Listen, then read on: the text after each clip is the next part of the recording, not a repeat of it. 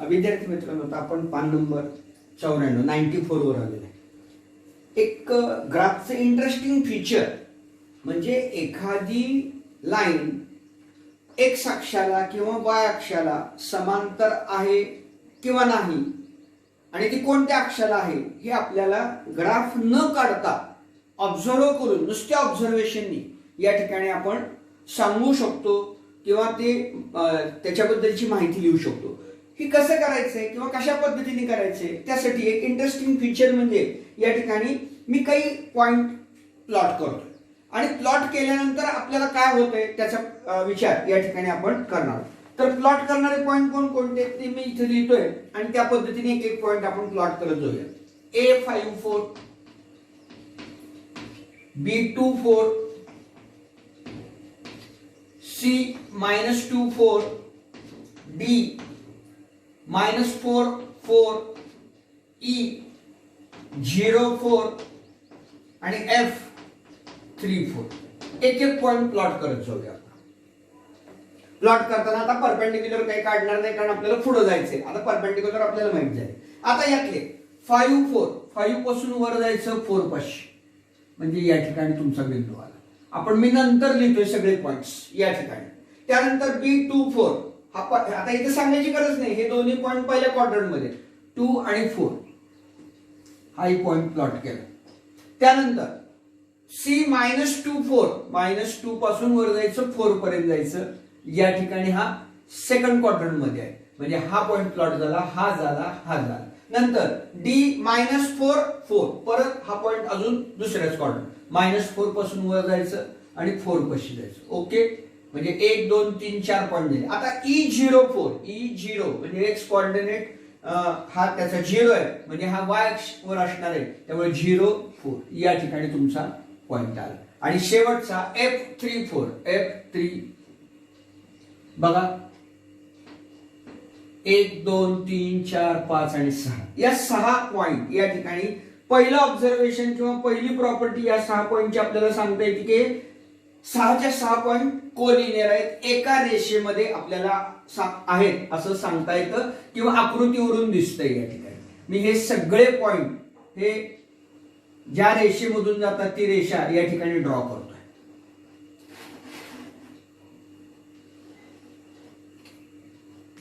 रेषा ड्रॉ केली. आता मी त्यांची नावं लिहून टाकतो. हे E04, त्याच्यानंतर A54, त्यानंतर B24, त्यानंतर C-24, D-4 E लिहिला आणि F34 हा F34. इथं काय लक्षात येतं आपल्या की हे सगळे पॉइंट कोलिनियर आहेत, एक रेषीय पॉइंट आहे. दुसरं, या प्रत्येक बिंदूचा किंवा कोऑर्डिनेटचा y जो आहे निर्देशक तो कॉमन आहे. y निर्देशक कॉमन आहे बघा 4 4 4 4 4 आणि 4 आणि x निर्देशक मध्ये बदल या ठिकाणी झालेला आहे. The y coordinate of every point on the line ह्याला नाव देऊया आपण या ठिकाणी. इथं A आणि D कारण A B हा D पॉइंट आला आणि हा C पॉइंट आला बघा. A B C D E F AD line DA किंवा AD वरचा प्रत्येक पॉइंट जो आहे त्याचा y कोऑर्डिनेट हा या ठिकाणी कायम आहे. So the y coordinate of every point on line DA is 4. It is constant आणि हा काय आहे कॉन्स्टंट आहे. इट इज अ कॉन्स्टंट, हा बदलत नाही. हे या ठिकाणी आपण पाहिलेलं आहे, हा बदलत नाही. Therefore, the line DA is described by the equation y is equal to 4. त्यामुळं या लाईनचे इक्वेशन झालं y is equal to 4. If y coordinate of any point is 4, that will be on line DA. म्हणजे आता हे आपण for example म्हणून हे 6 पॉइंट घेतलेले आहेत. पण एखादा वेगळा अजून बिंदू घेतला की ज्याचा y कोऑर्डिनेट 4 आहे तर तो बिंदू याच लाईनवर असला पाहिजे, म्हणजे त्याचं असणारं स्थान हे या लाईन डीए वरच या ठिकाणी आपल्याला सांगता येतं. म्हणजे इथं आपण थोडासा वेगळा विचार केला तर आपल्या लक्षात येतं की ही रेषा एक्स अक्षाला पॅरलल आहे. म्हणजे याच्यावरनं पुढची प्रॉपर्टी येते की जी रेषा एक्स अक्षाला पॅरलल असते त्याचं इक्वेशन वाय असतं. याच्या उलट व्हायसे वर्सा, ज्या वेळेला वाय अक्षाला पॅरलल आहे त्यावेळेला त्याचं इक्वेशन काय येणार आहे, एक्स इज इक्वल टू काय जी असेल ती कॉन्स्टंट संख्या या ठिकाणी येणार आहे. म्हणजे इथे आपण 3 प्रश्नांची उत्तरं शोधण्याचा प्रयत्न केला. By observing the coordinate of the given point, did you notice that the y coordinate of all points are equal? Yes, it is equal and it is equal to 4. Are points are collinear? Yes, points are collinear. Line DA, describe it. To which axis is the line parallel? आपल्याला काय विचारते आहे की ही रेषा कोणत्या ऍक्सिसला parallel आहे, एक्स अक्षाला पॅरलल आहे. आणि म्हणून the equation of line parallel to x axis at the distance 4 unit from the x axis is y is equal to 4. म्हणजे अशी रेषा की जी x अक्षापासून 4 युनिट इतक्या अंतरावर आहे त्या रेषेचं equation y is equal to 4 असणार आहे. म्हणजे आता कुठलाही दुसरा पॉइंट घेतला की ज्याचा y कोऑर्डिनेट 4 असेल तर तो पॉइंट या रेषेवरच असणार आहे. आणि अशा पद्धतीने line parallel to x axis जर असेल तर त्याचं equation y is equal to 4.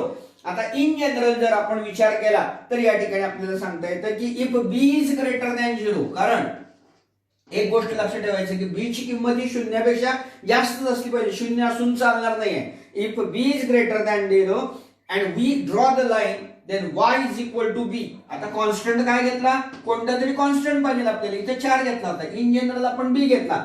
Brought the point 0b, म्हणजे इथे काय असणार आहे 0b हा पॉइंट या ठिकाणी असणार आहे. It will be above the x axis and parallel to it. So if b is less than 0 then y is equal to b will be below the x axis and parallel to x parallel to it. म्हणजे ज्या वेळेला b ची किंमत शून्यापेक्षा मोठी असेल त्यावेळेला ती लाईन एक्स अक्षाच्या वर असेल आणि ज्या वेळेला बी ची किंमत म्हणजे त्याचा पॉइंट काय झाला 0b आणि बी ची किंमत जर शून्यापेक्षा कमी असेल, लहान असेल तर त्यावेळेला ती रेषा एक्स अक्षालाच पॅरलल असेल, परंतु ती कुठे असणार आहे, बिलो द एक्स ऍक्सिस इथं कुठेतरी ती असणार आहे. बी ग्रेटर दॅन 0 शून्यापेक्षा मोठी असेल तर एक्स अक्षाच्या वर आणि बी लेस दॅन 0 असेल तर एक्स अक्षाच्या खाली. So y is equal to b is the general equation of line which is parallel to x axis. तर अशा पद्धतीची सर्व माहिती ही या पद्धतीने आपल्याला मिळते आणि ही माहिती परीक्षेच्या दृष्टीने अतिशय महत्वाची आहे. त्या दरम्यान लेटेस्ट डिस्कस म्हणून आहे, परंतु ते काढून टाकलेलं आहे आणि त्याचा फार काही उपयोग नाहीये म्हणून मी घेत नाही, अदरवाईज ते सुद्धा घेतलं असतं. आता इथे तिथं काय विचारलेलं आहे की समजा जर एखादा बिंदू हा या ठिकाणी -6 म्हणजे आता मी सांगितलं की बी जसा ग्रेटर दॅन 0 आहे तसा लेस दॅन 0 असेल तर काढता येते का, येस काढता येते आपल्याला लाईन, काही प्रॉब्लेम नाहीये. फक्त आता ही एक्स अक्षाच्या अबोव आहे, ती एक्स अक्षाच्या बिलो येईल एवढंच फक्त विचारलेलं आहे. The equation of line parallel to x axis is in the form y is equal to B. हा बी कधी पॉझिटिव्ह असू शकेल, हा बी कधी निगेटिव्ह असेल. बी जर पॉझिटिव्ह असेल तर ही लाईन एक्स अक्षाच्या वर असते आणि बी निगेटिव्ह असेल तर ती लाईन एक्स अक्षाच्या खाली असते. एवढंच फक्त या ठिकाणी आपल्याला लक्षात घ्यायचं आहे. कॉन्स्टंट कुठला आहे, y कोऑर्डिनेट आहे, त्यामुळे या ठिकाणी y इज इक्वल टू तो कॉन्स्टंट म्हणून 4 इक्वेशन आलं आणि in general y is equal to B आपण घेतलेला आहे. हीच क्रिया या ठिकाणी परत अजून एक 4-5 पॉइंट प्लॉट करून पॅरलल टू y ऍक्सिसचा विचार या ठिकाणी आपल्याला करायचा आहे आणि तो कसा करायचा आणि दोन्ही मधला डिफरन्स काय आहे हे आपण या ठिकाणी पाहणार आहोत.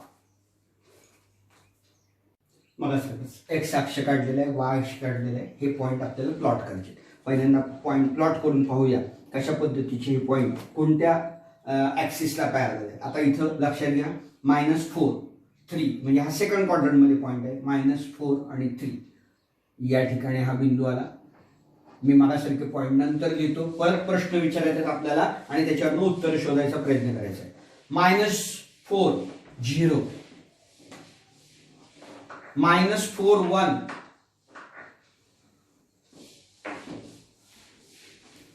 -4 -4 -2 -4 2 P झाला, Q झाला, R झाला, S झाला, त्यानंतर -4 2 T पण झाला आणि नंतर -4 -3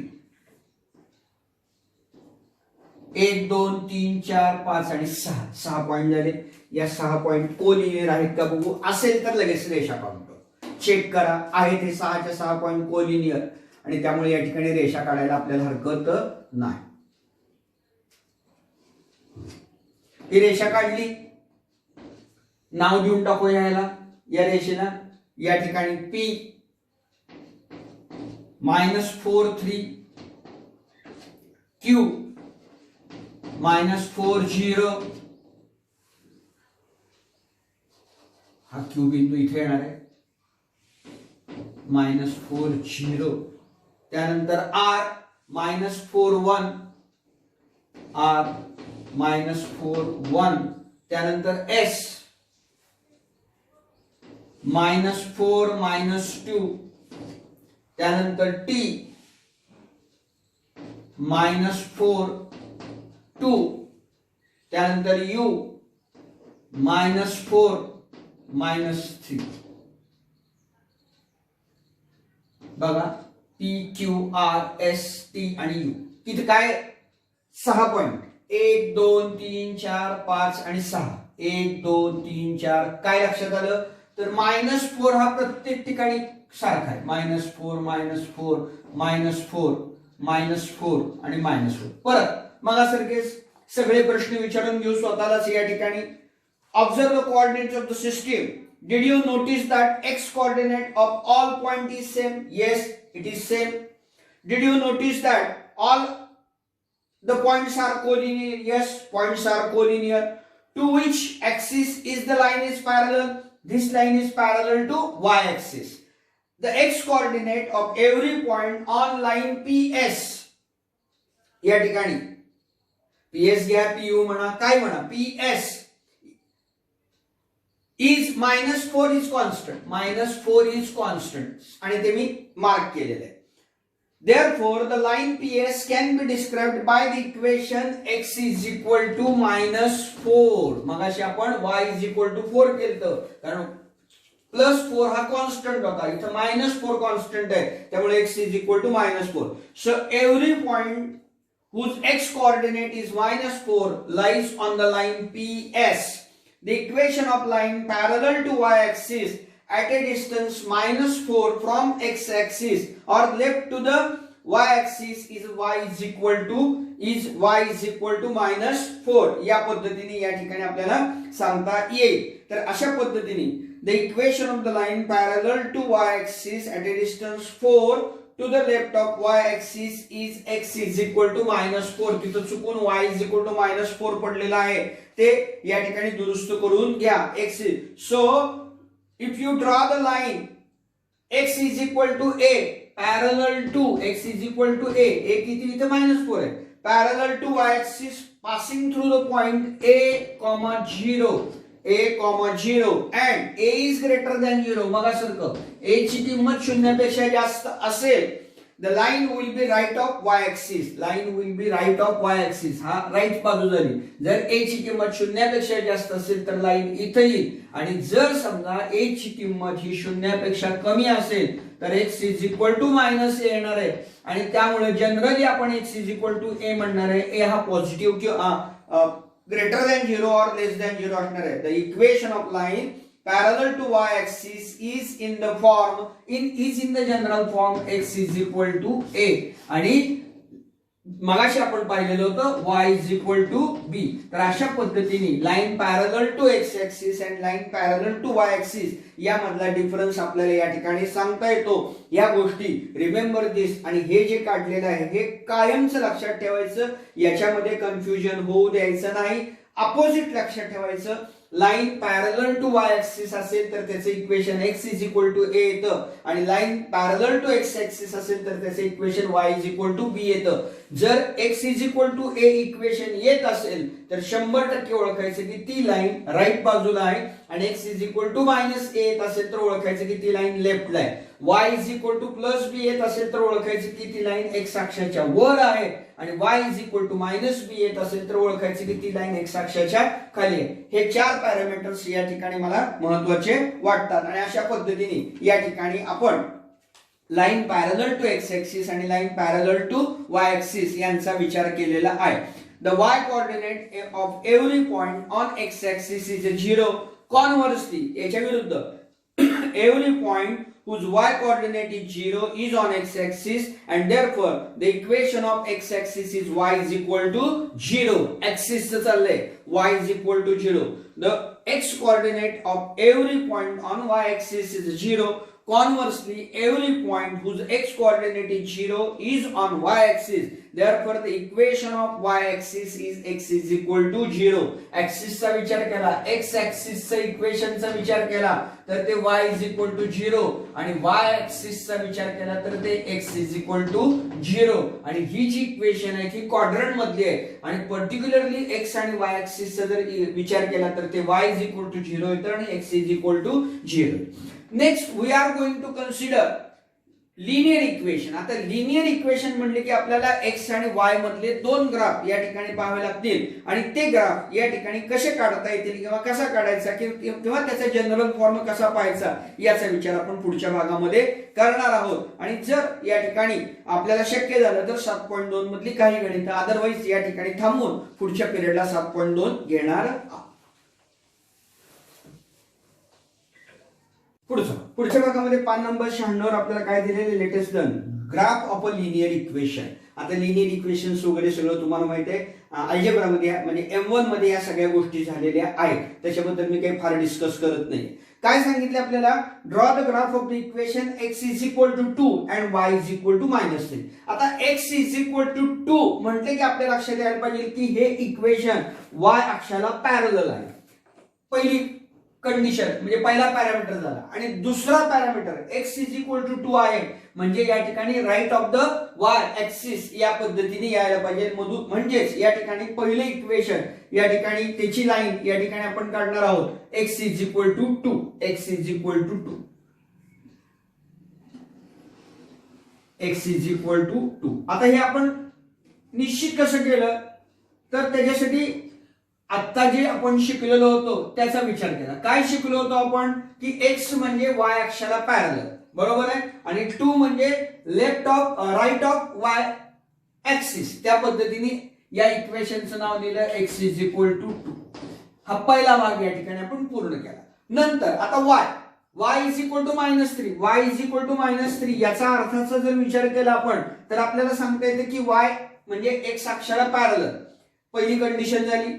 दुसरी कंडिशन आपल्याला काय सांगते, y इज इक्वल टू -3 म्हणजे बिलो द x ऍक्सिस. म्हणजे या पद्धतीने या ठिकाणी -3 मधून जाणारी लाईन काढायची आणि ती लाईन काय या ठिकाणी सांगते आपल्याला की ही रेषा, या रेषेचे equation y is equal to -3 असं आहे असं आपल्याला सांगते. म्हणजे हे दोन्ही आपण कुठेही ग्राफ न काढता डायरेक्ट या ठिकाणी केले. आता ज्या ठिकाणी त्यांचा इंटरसेक्शन झालेला आहे तो पॉइंट जर आपण P असं मान्य केलं किंवा काही द्या नाव P आणि त्याचा x कोऑर्डिनेट जर पाहिला तर तो 2 येतो आणि त्याचा y कोऑर्डिनेट असेल तर -3 येतो. आता तुम्हाला या ठिकाणी जाता जाता एक प्रश्न देतो की हे 2 आणि -3 येतं तर अशा प्रकारे अजून कोणकोणते पॉइंट या ठिकाणी येऊ शकतात. आणि दुसरी महत्त्वाची गोष्ट की हा एकमेव पॉइंट आहे असं इंटरसेक्शन होणार का याच्यापेक्षा अजून जास्त पॉइंट असू शकतात, याचं उत्तर तुम्ही या ठिकाणी वेगवेगळे ग्राफ काढून शोधायचं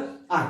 नंतर आपल्याला काय सांगितलंय ऍक्टिव्हिटी मध्ये, म्हणजे आता इथं जर आपण पाहिलं since it is given that x is equal to 2 draw a line to the right of y axis at a distance 2 unit from it and parallel to it. आपण काढले. दुसरं, since it is given that y is equal to -3 draw a line below the x axis at a distance 3 unit from it and parallel to it. ती पण आपण काढलेली आहे. These two lines parallel to two axes are the graphs of the given equation. Write the coordinate of the point P, which is the intersecting point, and the point of intersection of two lines. Verify that the coordinate of point P is 2 minus 3. आणि हे verify या ठिकाणी केलेलं आपण आहे. The graph of linear equation in the general form, आणि हा general form या ठिकाणी आपल्याला सांगता येतो. तर अशा पद्धतीने या ठिकाणी आपल्याला दोन दिलेल्या लिनियर इक्वेशन्स किंवा नुसते इक्वेशन्स या ठिकाणी आपल्याला ग्राफ काढता येतो आणि अशा पद्धतीने काढलेल्या ग्राफ वरून त्यांच्या इंटरसेक्शन वरून आपल्याला बऱ्याचशा गोष्टी या ठिकाणी प्रूव्ह होतात. ऍक्टिव्हिटी दिलेली आहे. काय दिलेली activity? On the graph paper plot the points 0 1 1 3 2 5. Are they collinear? ते कोलिनियर आहेत का? इफ सो, जर असतील, draw that line passing through this point. Through which quadrant does the line passes? He line कोणत्या क्वाड्रंट मध्ये जाते? Write the coordinates of the point at which it intersect y-axis. Show any point in a third quadrant which lie on line and write the coordinates of the point. तर यासाठी ही activity तुम्ही स्वतः करायची आणि याची उत्तरं या ठिकाणी शोधण्याचा प्रयत्न करायचा आहे. हे झाल्यानंतर या ठिकाणी आपल्याला ICT टूल्स फॉर ऑर्लिंग्स जिओजेब्रा नावाचं एक सॉफ्टवेअर या ठिकाणी आहे.